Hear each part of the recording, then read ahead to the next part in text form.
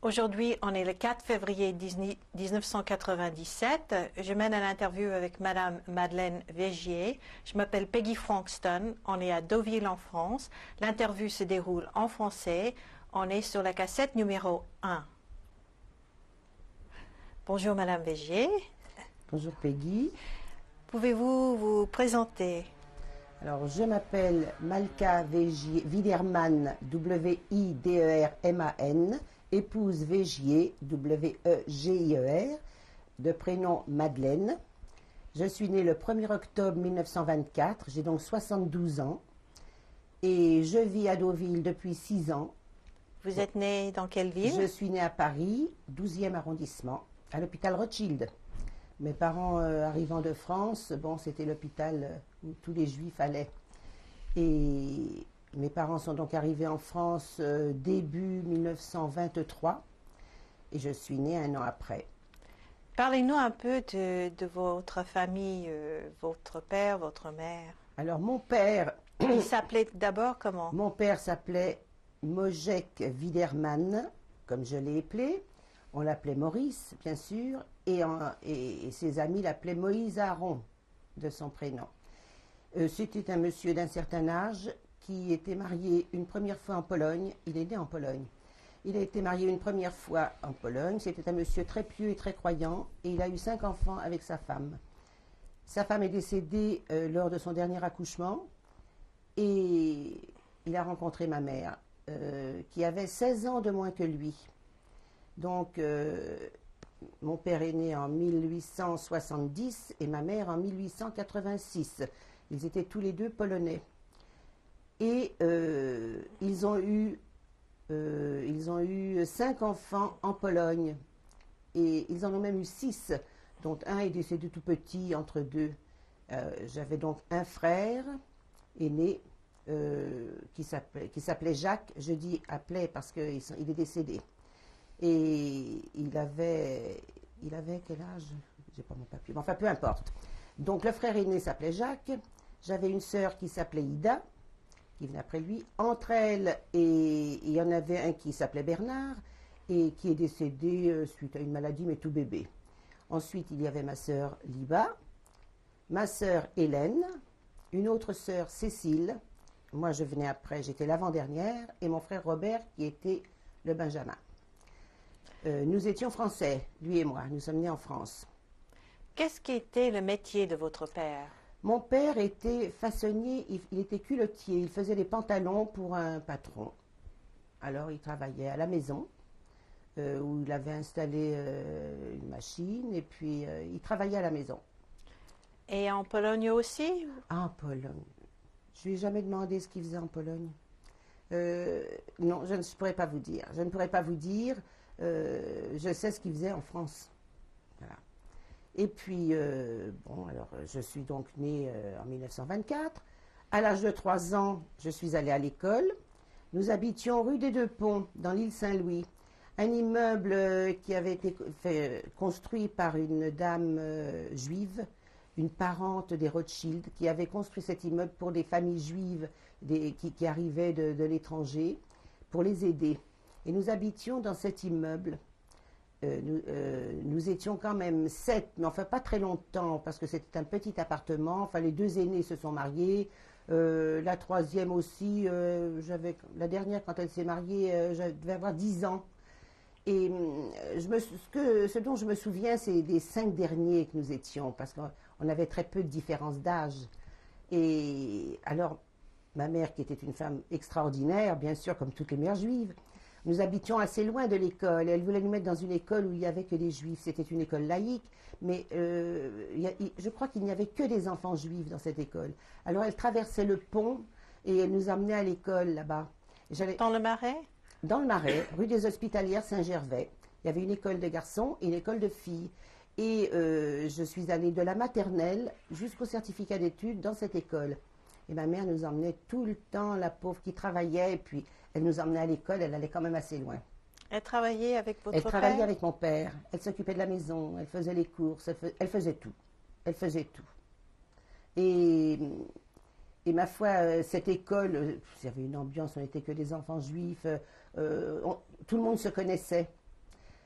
Et puis quand on rentrait de l'école, dans cette maison où il n'y avait aussi pratiquement que les juifs, il n'y avait pas de catholiques qui habitaient. La concierge était catholique et je crois qu'il y avait 1 ou 2 locataires, c'est tout. Et alors il y avait un foyer pour enfants qui était au rez-de-chaussée. C'est une chose extraordinaire qui n'existe plus. Et on allait dans ce foyer, en sortant de l'école, on allait directement, on ne montait même pas à la maison, on allait directement au foyer, on nous donnait un goûter, on faisait nos devoirs et on s'occupait de nous. Et on remontait à la maison à 7 heures. De ce fait, c'était formidable, les parents étaient tranquilles et on ne traînait pas dans la rue. Et les devoirs étaient faits. Et le jeudi, nous n'avions pas d'école le jeudi et le samedi. Le jeudi, le foyer était ouvert aussi.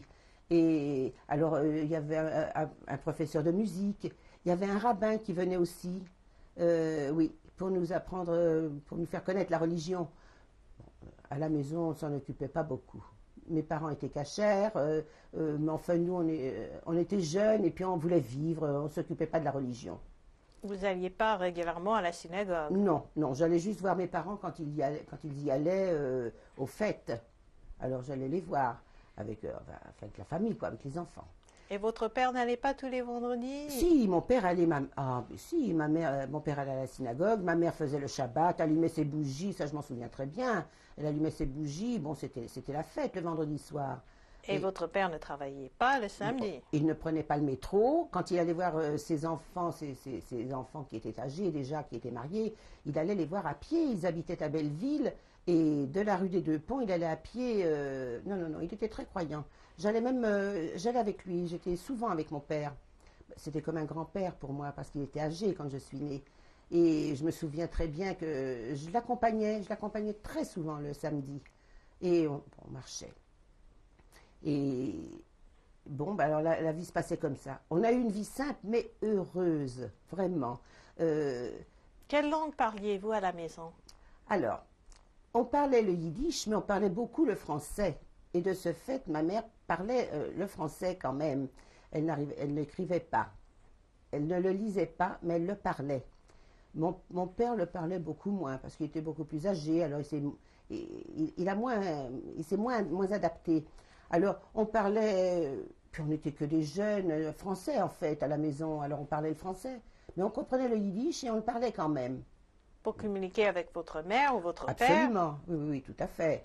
Mais autrement, bon, on parlait plus le français que le yiddish.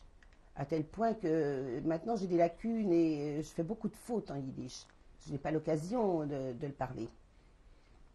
Et puis,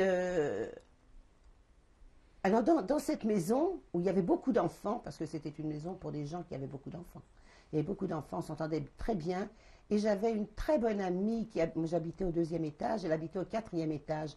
Elle descendait à la maison, elle mangeait avec nous, bien moi je montais chez elle et je mangeais chez elle. C'était comme un kibboutz, cette maison. Je ne savais pas ce que c'était, mais enfin aujourd'hui je peux dire que c'était comme ça. C'était une vie communautaire. Ah oui, tout à fait. Tout le monde s'entraidait et vivait un peu ensemble. Chacun vivait chez soi quand même. C'est les enfants surtout qui étaient bien entre eux. En été, on partait en colonie de vacances, donc les enfants de la maison ou de l'école, dans une maison à Colleville, donc à Colleville, à côté de Rivabella. Et c'était cette Madame Alphen qui avait construit cet immeuble pour les enfants juifs, avait fait cette colonie de vacances pour les enfants juifs. Ah oui, c'était une bienfaitrice.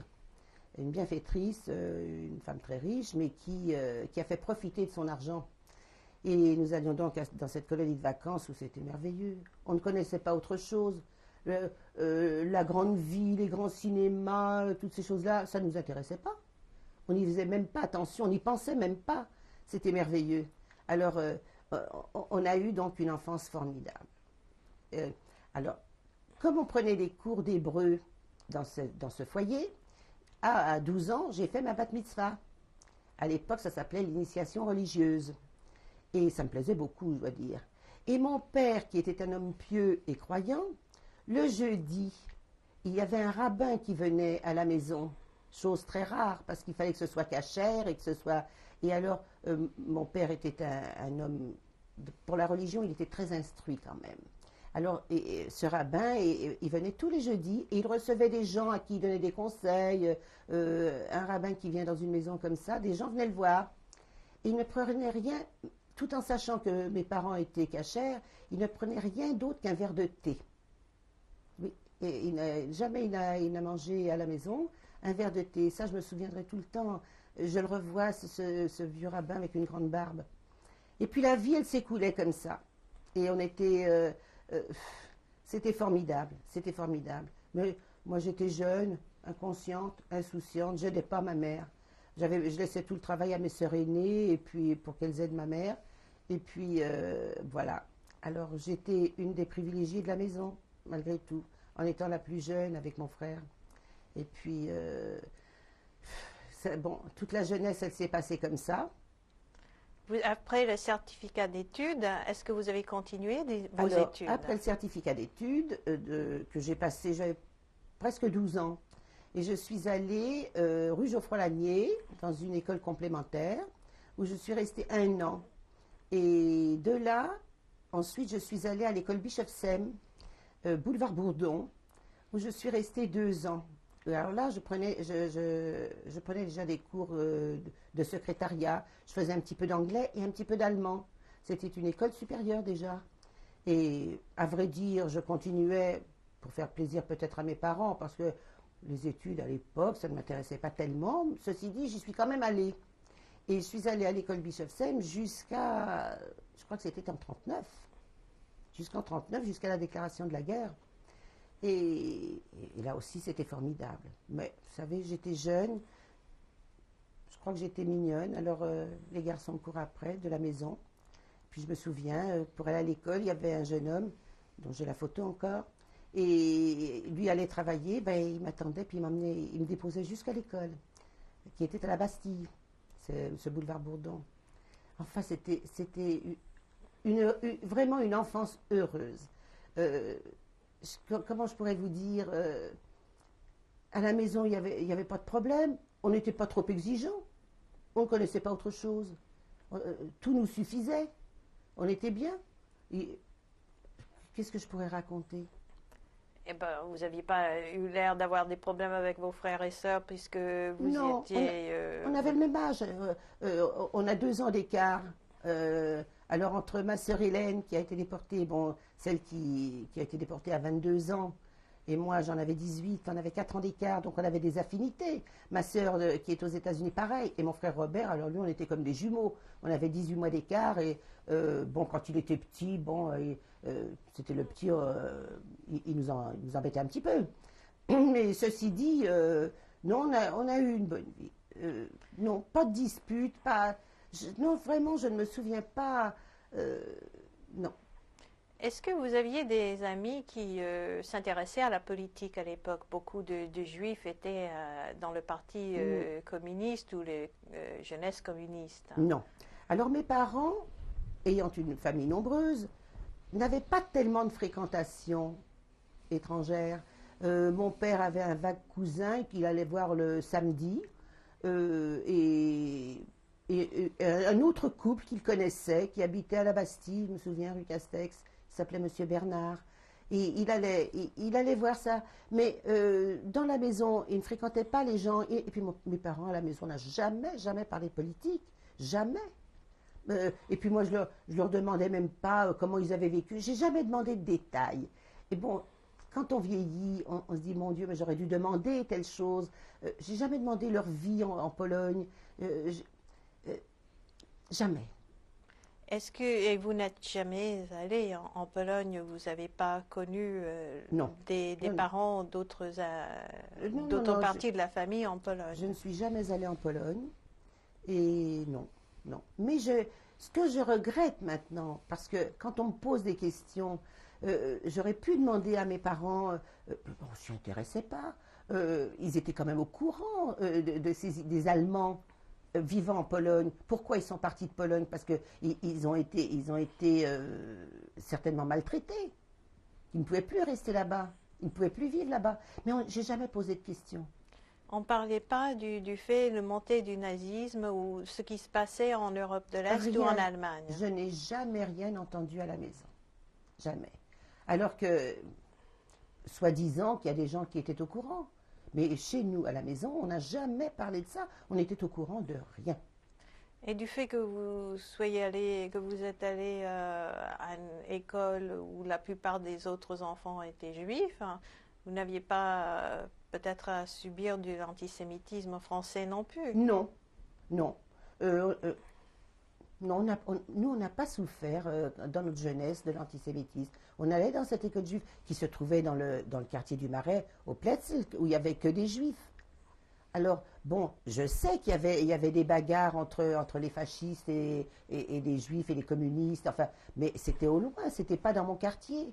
Je ne l'ai pas vu, je ne l'ai pas Et, ressenti. et vous n'avez pas entendu vraiment de la cagoule ou la croix de feu et tous ces... Malheureusement, je ne m'intéressais à rien de tout ça. À rien de tout ça. L'école, la maison, le cinéma, la vie tranquille, je ne m'intéressais à rien.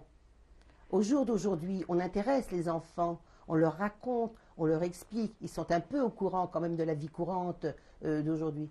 Mais non, on vivait dans l'insouciance quand même. On ne s'en faisait pas.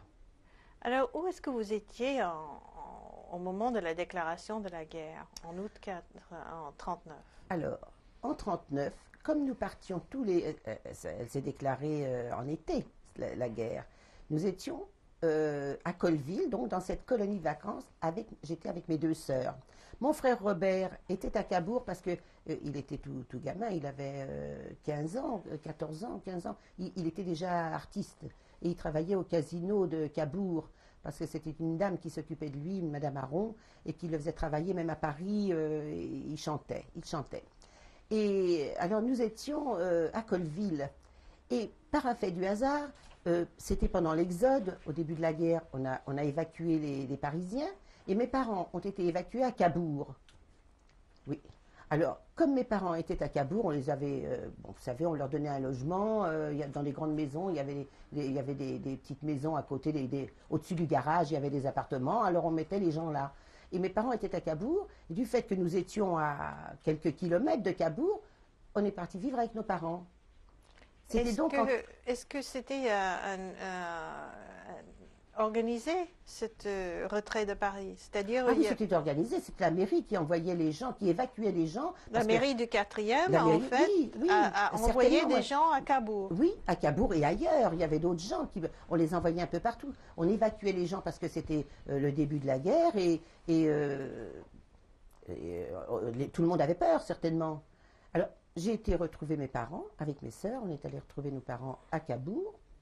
Et de là, on a vécu 1 an à Cabourg. Je suis allée à l'école à Dives-sur-Mer pendant 1 an, oui. Donc, j'ai continué ce que j'avais fait à l'école Bischofsheim, sauf l'allemand que je ne faisais pas. J'ai continué à faire un peu d'anglais et tout. Et, et on a passé cette année à Cabourg. Oui, je travaillais à Cabourg. On était au-dessus du garage et il y avait une grande villa où c'était des gens très riches qui habitaient là. Je crois même que c'était des juifs. Ils étaient partis de Paris aussi. Et ils avaient emmené leur comptable et avec sa famille, le comptable avec sa famille. Et moi, j'ai été les aider. Je travaillais comme aide comptable chez ce monsieur, donc dans la grande maison. Je traversais le jardin et j'étais dans la grande maison. Et ça a duré pendant 1 an, comme ça. Pendant cette période-là, est-ce que vous aviez des nouvelles de la famille ou des gens que vous connaissiez à Paris? Vous aviez envie de rester à Cabourg? Non, non, non, non. Quand les Allemands sont arrivés à Cabourg, on est rentré sur Paris. On est rentré à Paris. Quand les Allemands sont arrivés à Cabourg. Mais je ne me souviens plus très bien. Mais enfin, on est rentré à Paris. Et c'était donc en 1940, je crois. C'était en 40. L'été 40, puisque vous étiez là depuis l'été 39. 39, oui, certainement. Et mon père a recommencé à retrouver du travail. Il a travaillé. Et moi, je n'allais plus à l'école. Je n'allais plus à l'école. Et bon, mon père travaillait donc avec mes deux sœurs à la maison. Il y avait des machines à la maison, mais mes sœurs l'aidaient. Ma mère aidait à la finition. Et de temps en temps, moi, je donnais un petit coup de main, mais pas souvent. Hein. Non, je n'étais pas très gentille, je dois dire. Et puis, Est-ce qu'il y avait déjà des lois anti-juives? alors, c'est venu après. C'est venu après. Il fallait aller faire mettre le tampon juif sur la carte d'identité Vous et l'avez aller fait? chercher l'étoile. Mais comme tout le monde. Peut-être pas tout le monde. Il y en a peut-être qui étaient plus intelligents et qui ne l'ont pas fait. Mais on ne savait pas. Bon. Moi, enfin, nous, on était au courant de rien. On est allé, on a fait la queue comme tout le monde et on a été chercher notre étoile juive. Et puis mettre Qu'il le fallait tampon. payer avec un ticket de rationnement pour l'étoffe. Certainement, mais ça, je ne m'en occupais pas. C'est pas moi qui tenais toutes ces choses-là. Et alors, bon, ben, on avait l'étoile juive, mais enfin, on s'en faisait pas plus que ça. C'est terrible quand même, comme on était inconscient. On ne se rendait pas compte. On ne se rendait pas compte, on ne savait pas ce qui pouvait se passer. Mais c'est ça le drame, c'est qu'on ne savait rien. On ne savait rien. Et puis bon, ces 2 ans sont passés. Et puis il y avait les... Entre-temps, les Allemands ont pris des étrangers et les ont envoyés à Pithiviers, à Beaune-la-Rolande. Et là, j'ai eu 2 neveux qui étaient étrangers, qui avaient à l'époque 18 et 20 ans. Et ils sont partis, ils étaient à Pithiviers. Mais à part vous et votre frère, vos sœurs et vos frères et vos demi-sœurs et frères, ça a été tous étrangers. Ils étaient tous étrangers, mais je ne sais pas comment que ça s'est passé. Ça, je ne pourrais pas vous dire. Je sais qu'eux, on les avait pris à Pithiviers. Nous, on ne nous avait pas touchés encore. Et vous vous êtes dit, on est né en France, on est des juifs français, on ne va pas nous toucher. Absolument, absolument. Puis enfin, on se demandait, on n'arrivait pas à réaliser, on ne savait pas ce qu'il y aurait. Mais déjà, vous étiez obligé vous ne pouviez plus aller à On l'école, pouvait- au cinéma, à la piscine, vous ne Alors, pouviez pas vous mettre sur un banc public. oui, oui. On pouvait prendre le métro, mais en bout de Dernière rame. vague. En bout de rame. Puisque je prenais le métro, parce qu'à un moment donné, bon, je ne sais pas, je ne pourrais pas vous dire comment j'ai trouvé du travail, mais j'ai travaillé, je crois, de 41 à 42 jusqu'à la déportation au studio Harcourt, dans les bureaux. Et il fallait bien que je prenne le métro pour y aller. Mais vous savez, on mettait un livre devant l'étoile, ou bien on y allait comme ça. Mais enfin, j'ai jamais eu de problème. Même en allant avec mon étoile travailler, j'ai jamais eu de problème. Et Chose curieuse. Quand vous même. aviez déjà votre étoile au moment où vous étiez engagé, embauché au studio Harcourt? Oui, oui, bien sûr. Bien sûr. Et bon, ben, il y avait pas, je n'ai pas eu de problème.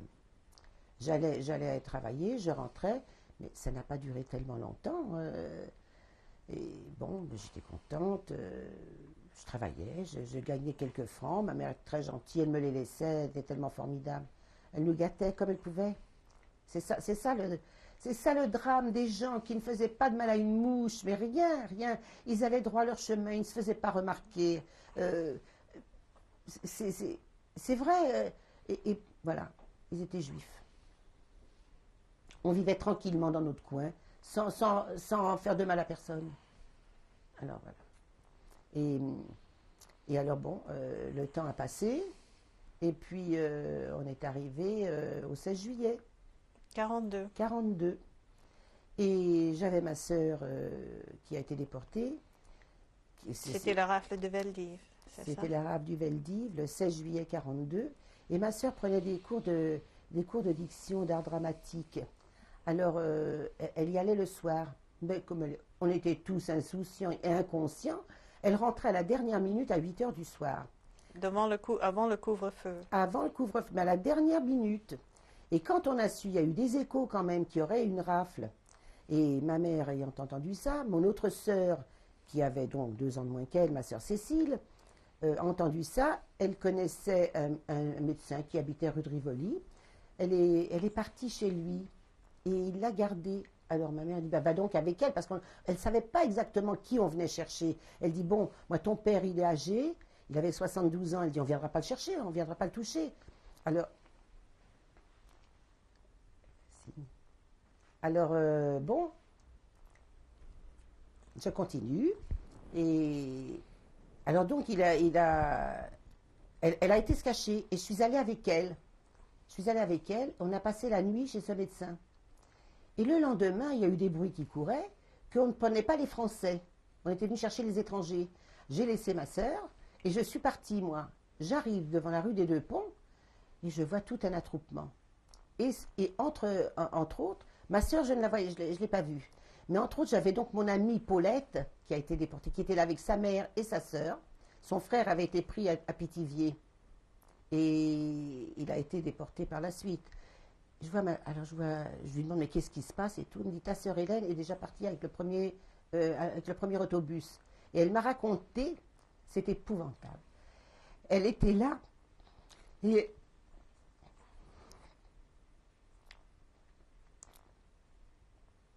comme elle prenait des cours d'art dramatique, elle demande à l'agent, c'était un Français, elle lui dit, est-ce que je peux aller rue Saint-Louis-en-l'Île chercher un cahier et des crayons? Il lui a dit, oui, vous pouvez y aller. Elle a été chercher ses cahiers, ses crayons, et elle est revenue. Puis elle a été embarquée, bien sûr.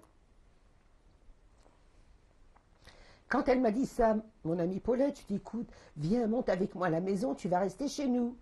Elle dit, non, non, non, moi je pars avec ma mère et ma sœur. On ne savait rien. Elle dit, moi je pars avec ma mère, avec ma sœur.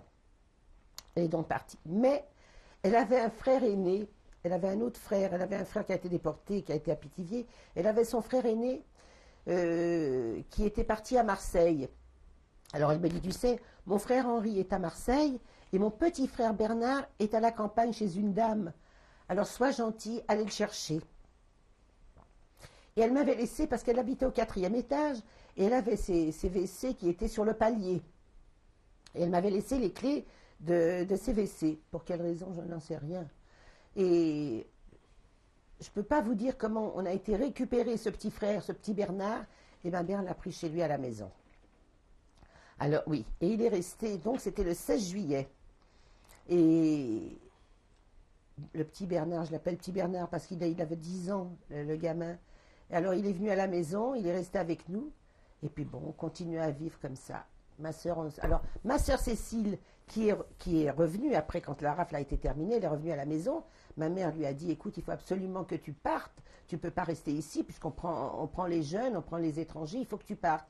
Alors, je ne sais pas, elle a connu des gens, et elle est partie en zone libre.